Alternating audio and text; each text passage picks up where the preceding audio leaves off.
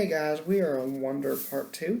The chapter that we're going to be reading today is High School, and I'm on page 91. What I always loved most about middle school was that it was separate and different from home.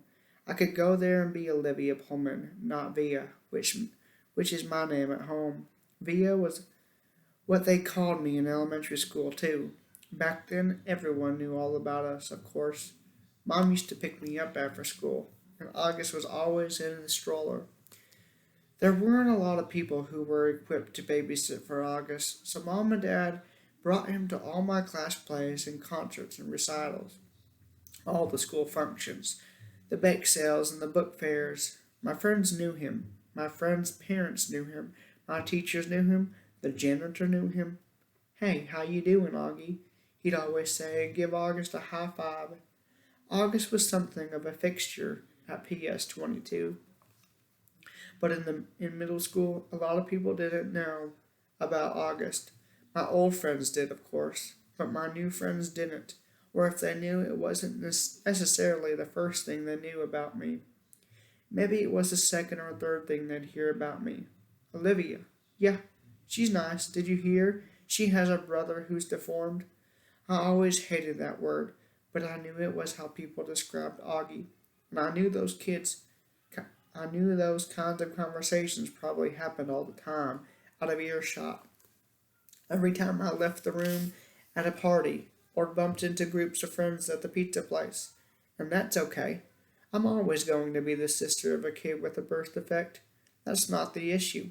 I just don't always want to be defined that way. The best thing about high school is that hardly anybody knows me at all, except Miranda and Ella, of course, and they know not to go around talking about it. Miranda, Ella, and I have known each other since the first grade. What's so nice is we never have to explain things to one another. When I decided I wanted them to call me Olivia instead, or Via, they got it without my having to explain. They've known August since he was a little baby. When we were little, our favorite thing to do was play dress up with Augie, load him up with feather bows and big hats and Hannah Montana wigs. He used to love it, of course, and we thought he was adorably cute in his own way. Ella said he reminded her of E.T. She didn't say this to be mean, of course, though maybe it was a little bit mean. The truth is, there's a scene in the movie with Drew Barrymore dressed as E.T. in a blonde wig, and that was a ringer for Augie in our Miley Cyrus heyday. Throughout middle school, Miranda, Ella, and I were pretty much our own little group, somewhere between super popular and well liked. Not brainy, not jocks, not rich, not druggies, not mean, not goody goody, not huge, not flat.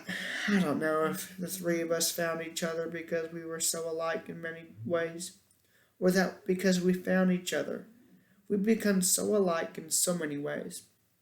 We were so happy when we all got into Faulkner High School.